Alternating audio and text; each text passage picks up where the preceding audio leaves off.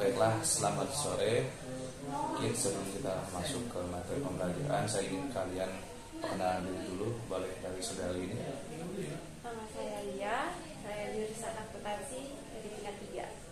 Saudara satu lagi. Nama saya Juan, dari akuntansi tingkat 3. Ini baik, berarti saudara Lia dan saudara Juan ya. Baik, mungkin pada saat ini ya saya akan menyampaikan beberapa pelajaran ya kepada saudari dan saudari sini. Pelajaran kita yang akan saya sampaikan pada saat ini ya itu judulnya kembali ke awal. Kenapa kembali ke awal? Mungkin kita sudah melihat banyak sekali teman-teman kita ataupun sepupu-sepupu kita ya dari dominasi agama lain yang sudah sedikit menyimpang dari jalurnya. Makanya saya akan menyampaikan sebuah materi yang untuk mencoba meluruskan jalan kita ya. Makanya judulnya kembali ke awal. Mungkin untuk pendahuluan tadi ya, kembali ke awal yang saya maksud itu selain dari penjelasan yang tadi sudah saya jelaskan adalah kembali kepada Alkitab ya, atau apa saja yang kita perlu tahu ya, atau asal usul Alkitab ya. Mungkin untuk ayat pertama ataupun pertanyaan yang sering kita tanyakan ataupun yang pernah kita dengar ya, berapa banyak dari kitab suci yang diperintahkan kepada kita untuk kita percaya ya. Mungkin pertanyaan itu bisa saya simpulkan seperti ini: berapa banyak sih Alkitab suruh kita untuk percayakan tulisannya? Nah itu maksudnya. Mungkin kita bisa buka di dalam Lukas 24 ayat 25. Lukas 24 ayat 25.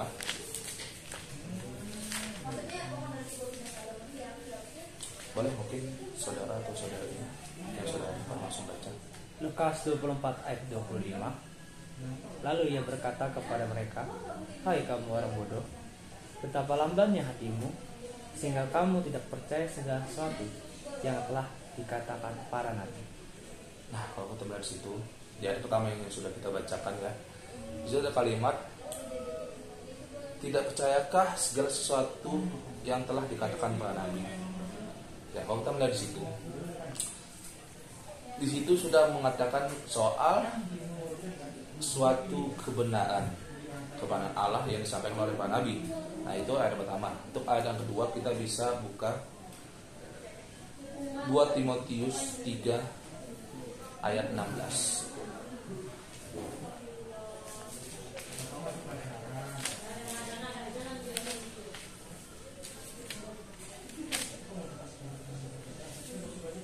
Yang sudah mendapatkan langsung baca. Boleh sudah 3:16. 2 Timotius 3 ayat 16. Segala tulisan yang diilhamkan Allah memang bermanfaat untuk mengajar, untuk menyatakan kesalahan, untuk memperbaiki kelakuan, dan untuk mendidik orang dalam kebenaran. Nah, kalau kita lihat di situ sudah ada 2 ayat yang sudah membuktikan kepada kita ya. Nah, kalau kita lihat ayat yang pertama, Alkitab sudah menjelaskan ya bahwa semua tulisan yang ditulis oleh para nabi itu tadi termasuk di ayat pertama yang Lukas 24 ayat 25 dan di 2 Timotius 3 ayat 16 itu ya isinya apa? Segala tulisan diilhamkan Allah, berarti semuanya ya. Nah, itu satu poin penting yang kita sudah pelajari. Nah, poin penting yang kedua, mungkin kita sering bertanya, untuk siapa sih Alkitab ini diilhamkan untuk kita, ataupun kepada siapa tulisan ini ditujukan ya? Siapakah yang dinyatakan oleh kitab suci dan nubuatan-nubuatan? Ini maksud saya pertanyaan tadi ya. Mungkin kita bisa kembali ke buku Lukas tadi ya, Lukas 24 ayat 27.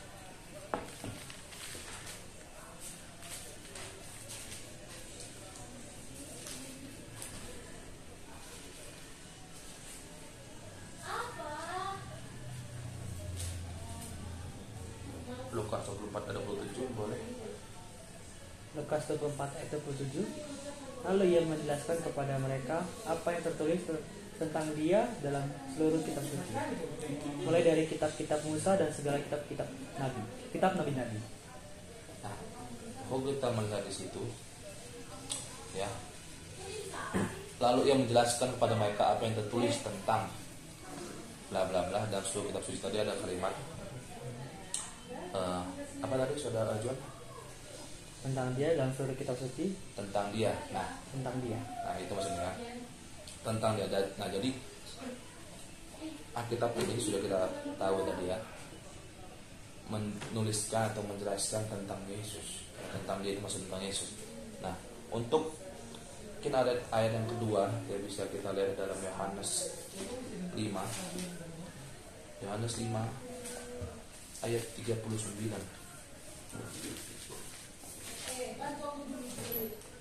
Boleh saudari ya. Berapa? 5 ayat 39.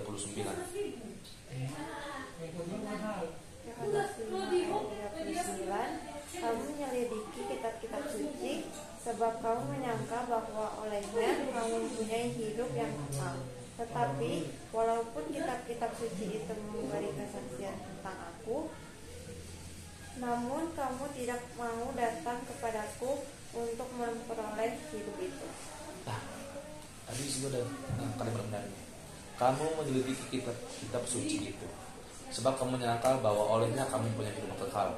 Tapi walaupun kitab suci itu memberi kesaksian tentang aku, ya, namun kamu tidak mau datang kepadaku untuk memperoleh hidup itu. Nah, kalau kita lihat dua ayat yang tadi sudah jelas ya dijelaskan bahwa isi seluruh kitab ini adalah tentang Yesus ya. Tidak lain adalah tokoh utama dalam penulisan kitab suci ini maksudnya ya. Tokoh utama dalam seluruh isi kitab suci dan nubuatan adalah Yesus. Ya, itu maksudnya ya. Nah, mungkin ketika kita sudah tahu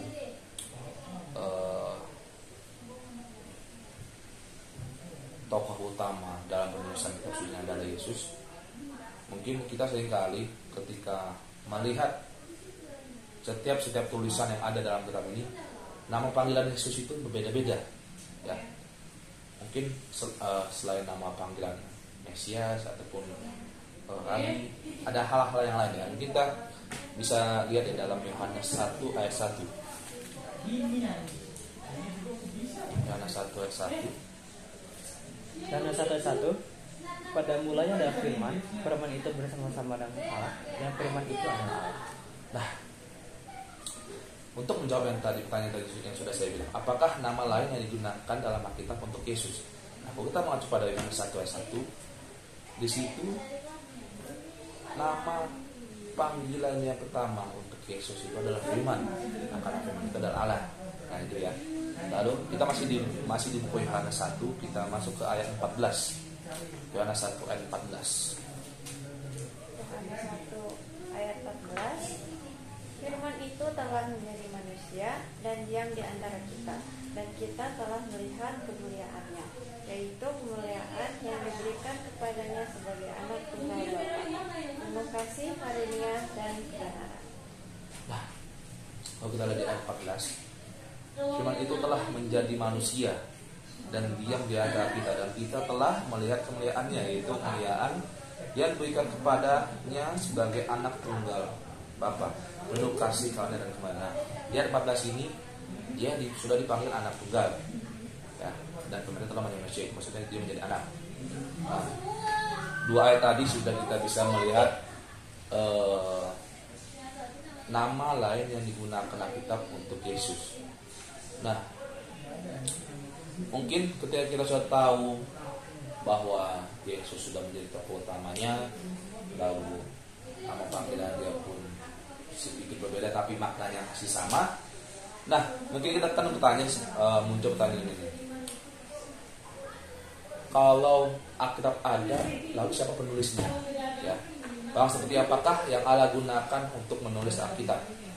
Ya, mungkin untuk menjawab itu saya punya beberapa ayat yang kita bisa buka. 2 Petrus 1 ayat 21.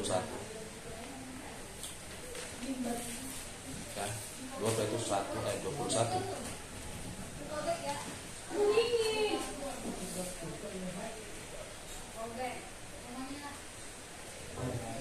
Saudara Juan. 2 Petrus 1 ayat 21. Sebab tidak pernah nubuat dihasilkan oleh kehendak manusia, tetapi oleh dorongan Roh Kudus orang-orang berbicara atas nama Allah. Nah, di situ sudah dibilang ya, sebab tidak pernah nubuat dihasilkan oleh kehendak manusia, tetapi oleh dorongan Roh Kudus orang berbicara atas nama Allah. Nah, kalau kita mengacu pada penjelasan yang sudah kita baca tadi ya, dalam buku 2 Petrus 1 ayat 21 ini ya, bahwa emang Roh Kudus yang sudah menyampaikan kepada manusia dan manusia yang menulisnya. Nah, itu simpelnya ya. Nah, mungkin kalau kita analogikan seperti ini. Seorang guru menyampaikan pesan untuk disampaikan kepada teman yang lain. Nah, itu kalau ibaratnya. Jadi Roh Kudus adalah gurunya dan muridnya ini adalah yang ingin menyampaikan pesan. Nah, seperti itu analoginya ya. Nah, mungkin kalau setelah kita sudah tahu siapa penulisnya, lalu apa saja yang menjadi isi dari kitab ini, lalu bagaimana itu bisa terinspirasi ya.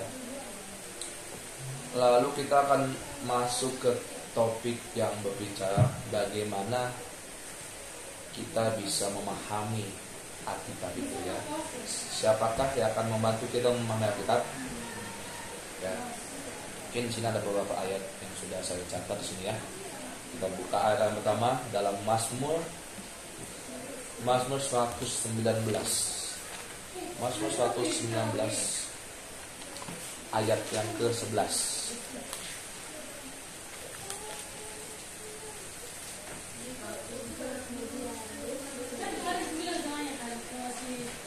Sudah dapat langsung baca. Mazmur 119 ayat 11. 11. Dalam hatiku aku menyimpan janjimu, supaya aku jangan berdosa terhadap engkau.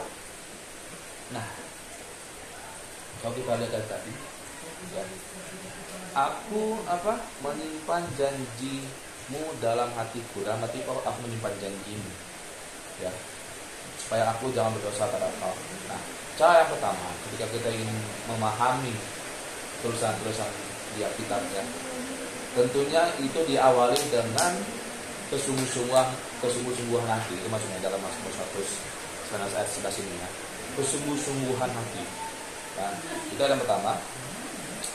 Lalu ayat yang kedua kita bisa buka dalam buku Yeremia 33 ayat yang ketiga. Ya, Yeremia 33 ayat yang ketiga. Yeremia 33 ayat 3 akan saya katakan saja ya, teman-teman sudah buka. Berserulah kepadaku maka aku akan menjawab engkau, dan akan memberitahukan kepadamu hal-hal yang besar dan yang tidak terpahami, yakni hal-hal yang tidak kau ketahui. Kalau kita lihat situ, Alkitab sudah menjelaskan kepada kita bahwa ketika kita ingin tahu isi Alkitab, kita bisa minta. Ya, maka aku akan menjawab engkau. Ya, berserulah kepadaku maka aku akan menjawab engkau, dan akan memberitahukan kepadamu hal-hal yang besar yang tidak terpahami. Ya. Nah, itu cara yang kedua. Kita bisa tanya kepada Tuhan, saya tidak paham ayat yang ini. Kita bisa tanya, tapi tentunya dengan yang pertama kita mengadu pada pertama, tentunya dengan hati yang sungguh-sungguh. Nah, maka akan dijelaskan kepada kita. Ya. Lalu kalau kita itu cara yang kedua, lalu cara yang ketiga apa saja sih penjelasannya ataupun poin-poin penting kita bisa memahami kitab. Kita bisa buka dalam buku Roma 15 ya. Dalam buku Roma 15 ayat yang ke-4.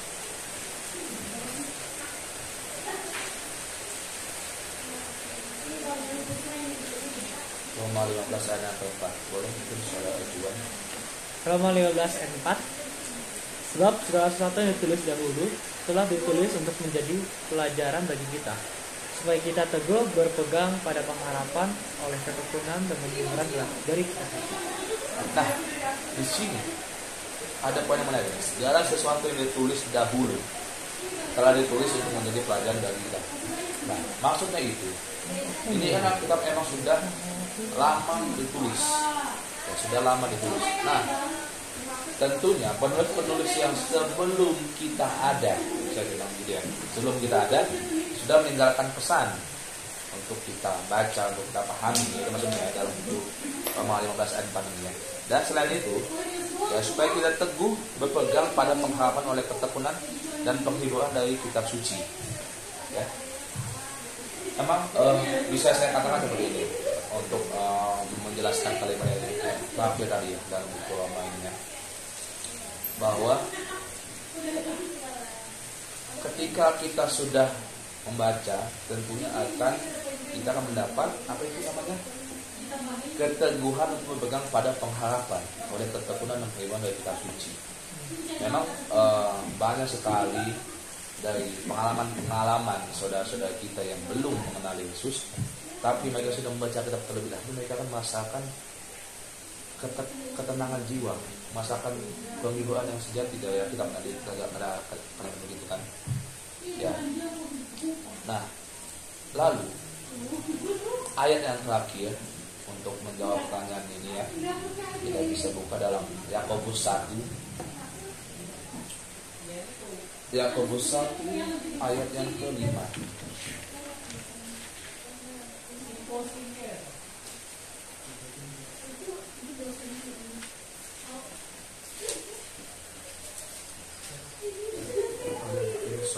Saudara Ibu. Yakobus 1 ayat 5.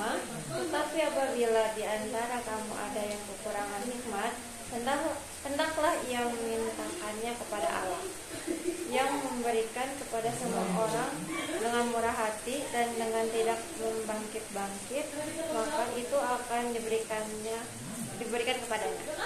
Nah, aku dari situ. Di sini saja sudah bilang, tetapi apabila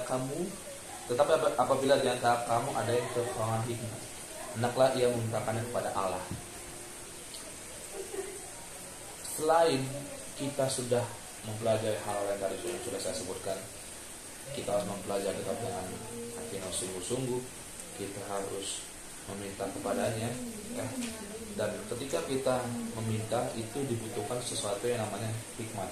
Nah, tadi kalau kita lihat dalam buku Yakobus 1 ayat 5 ini ya, hikmat itu bisa saya simpulkan seperti ini ya. Kita dihadapkan dengan dua pilihan.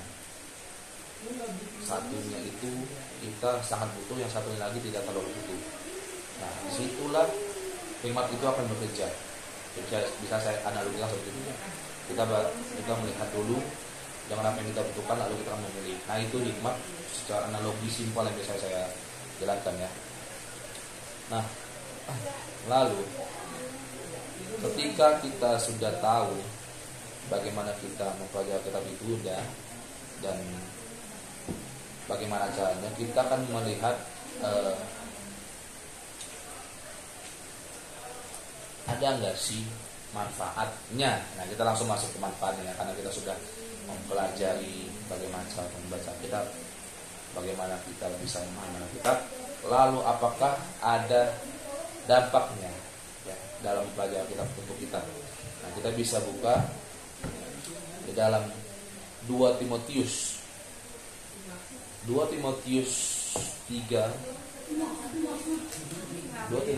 ayat yang ke-15.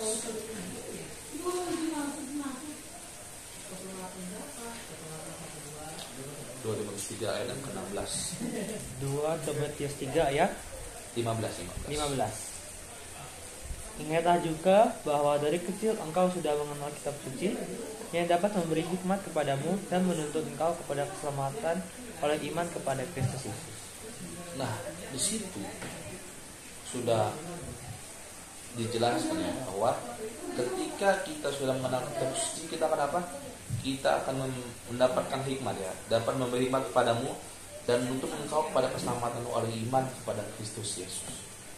Ya, di akhir pembelajaran ini saya ingin teman-teman kita sudah tahu isi akar itu apa saja. Yang tadi kita sudah mengetahui bahwa Alkitab itu adalah isinya mengenai Yesus, dan bagaimana kita cara mempelajarinya, ya tentunya kita memerlukan hati yang sungguh-sungguh, memerlukan Roh Kudus, ya tadi kita sudah pelajari itu. Dan ketika kita sudah mempelajari itu, kita bisa, tadi di ayat 6 itu, ingatlah juga bahwa dari kecil engkau sudah mengenal kitab suci yang dapat memberi hikmat kepadamu dan menuntun engkau pada keselamatan oleh iman kepada Kristus Yesus. Ya, so teman-teman, emang pelajaran kita pada sore ini bisa saya bilang terbilang singkat, tapi saya harap ketika kita pergi dari sini adalah beberapa poin-poin penting yang bisa kita aplikasikan untuk kita ke depannya. Ya, mungkin untuk menutup